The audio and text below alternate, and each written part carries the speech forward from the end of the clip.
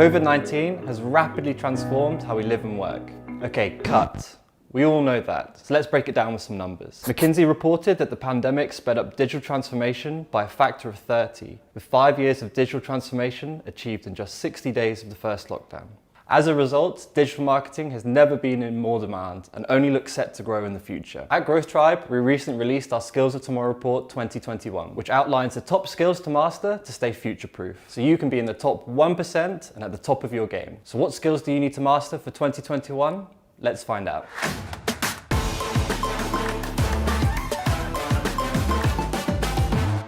Hey guys, my name's Julian and I work in the marketing team here at Growth Tribe. And I'm also the author of the Skills of Tomorrow Report 2021, which you can find as a resource in the descriptions. Don't forget to check it out below. In the report, we surveyed nearly 1,300 professionals to measure their marketing skills and capabilities. What we found were two clear groups: the talkers and the doers. The talkers have high ambitions to acquire digital skills, but fail to act on that ambition, while the doers have high ambitions and take active steps in upskilling themselves. So here are the top 5 skills to master in 2021 and beyond, to move from a talker to a doer. Skill to master number 1, a growth mindset. In our previous video on marketing skills, we talked about mastering digital psychology to compel and persuade your customers. Yet if digital psychology is about your customers, then a growth mindset is about you and your team psychology. In his book, Good to Great, Jim Collins set out to discover what made some companies go from being good to great. He embarked on a 5-year study of companies whose stock returns had skyrocketed relative to their competitors. There were several important factors, but one of the most important was the type of leader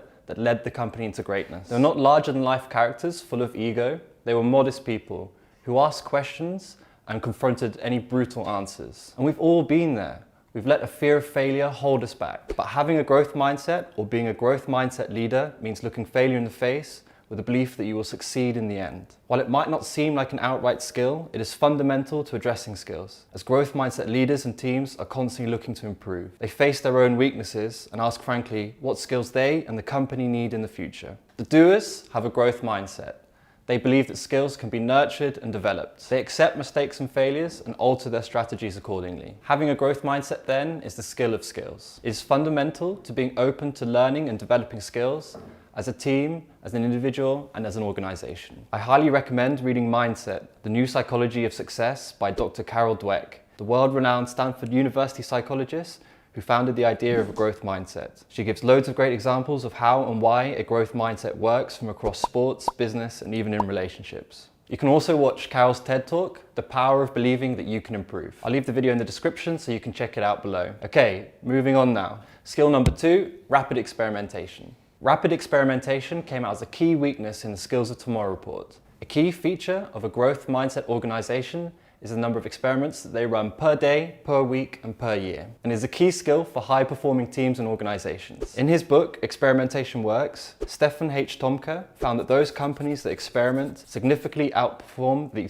S&P 500 index in what he called the Experimenters Index. In the book, he says, for better or worse, our actions tend to rely on experience, intuition, and beliefs. But this all too often doesn't work. And all too often, we discover that ideas that are truly innovative go against our experience and assumptions. Relying on your manager or leader to define the viability of an idea is the very definition of a fixed mindset, the very opposite of a growth mindset. Instead, launching rapid experiments provides rapid learnings for growth for teams and organizations. And the lessons often fly in the face of what you think you know. Being open to being wrong on your assumptions and testing and learning is fundamental to your growth and success. I highly recommend watching David's video on the growth process, developed to help companies grow with an experiment-driven approach. You can also check out David Bland and Alex Osterwalder's book, Testing Business Ideas, a field guide to rapid experimentation. A simple, practical guide that includes a robust framework and step-by-step descriptions of 44 experiments to systematically test marketing ideas. And finally, it's still an old one, but it's a good one.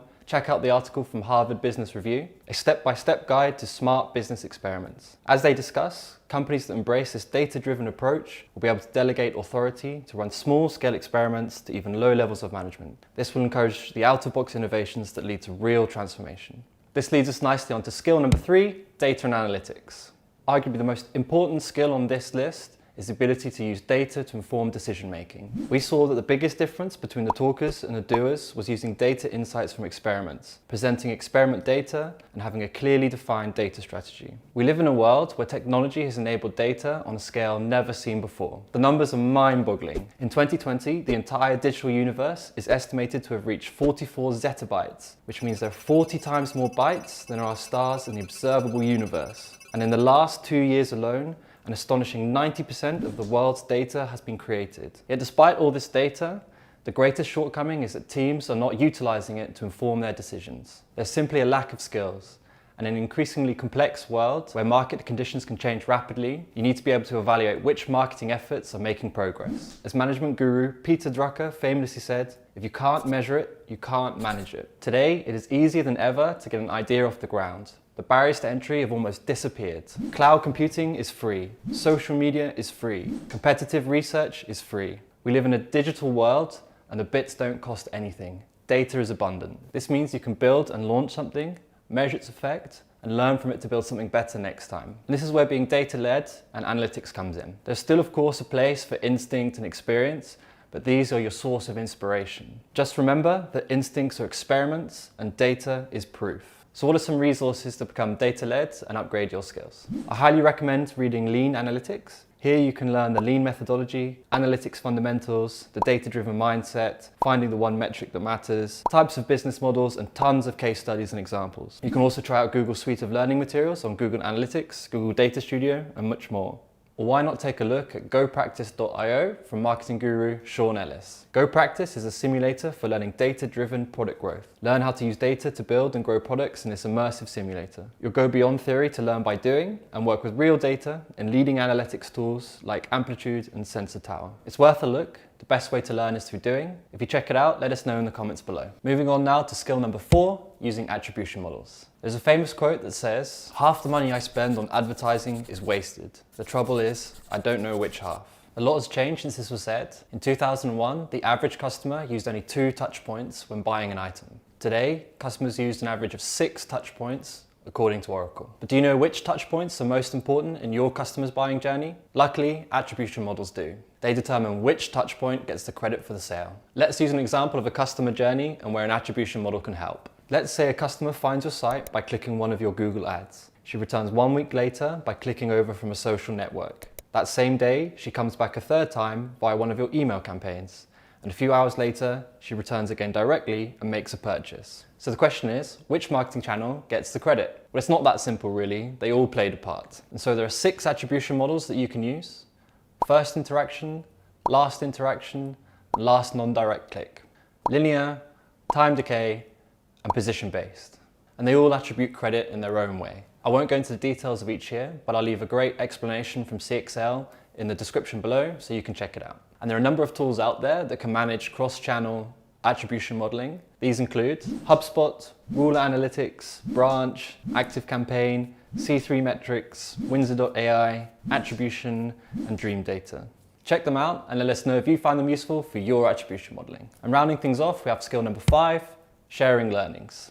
According to International Data Corp, companies in the Fortune 500 lose a combined $31.5 billion per year from employees failing to share knowledge effectively. And we've all been there, trying to recreate the wheel, repeating others' mistakes, or trying to find that resource that you just can't find. It can be frustrating and it's not very efficient. And with remote working during COVID-19 and the lack of face-to-face interaction, it's even more important to make sure that learnings are being shared across your team and your organization. According to Professor Christopher G. Myers at Johns Hopkins University, people can more effectively learn through collaborative two-way interactions with others at work. The person learning and the person sharing knowledge work together to construct an understanding of an experience, which better equips the learner to apply it in their own work. Interactive conversation and questioning allows the learner to understand the underlying reasons behind somebody else's actions, making it easier to adapt what's learned to a new situation or task. So how to put it into practice? First up, create a designated space for hands-on learning. Our environments directly affect how we interact, so we need to create spaces, virtual or in person if possible,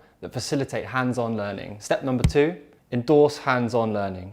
Leadership should be encouraging employees to seek and share experiences often, so individuals feel confident seeking out knowledge without feeling that they're being annoying. Finally, step number 3, plant starter seeds of hands-on learning. Leaders can encourage greater learning by jump-starting the process. For example, setting aside time at the beginning of a meeting to discuss any problems and to brainstorm ideas. Try reading HBR's article, How to Help Your Employees Learn from Each Other. Or check out the book, The Expertise Economy, How the Smartest Companies Use Learning to Engage, Compete and Succeed, and the chapter on peer-to-peer learning especially. We're also writing a book at Growth Tribe called Upgrading Brains at Scale. It's about how to build a learning organisation and touches on this topic in detail. You can sign up to be the first to hear about its release and get sneak peeks of the content by following this link. I'll also put it in the description for you. So there you have the top 5 skills to master for 2021. So you can stay at the top of your digital marketing game. Don't forget to check out the Skills of Tomorrow Report 2021 to find out more, and you can find all the links mentioned in the description. Don't forget to hit like and subscribe if you enjoyed the video, and let us know what you think in the comments. Thanks for watching, and see you next time.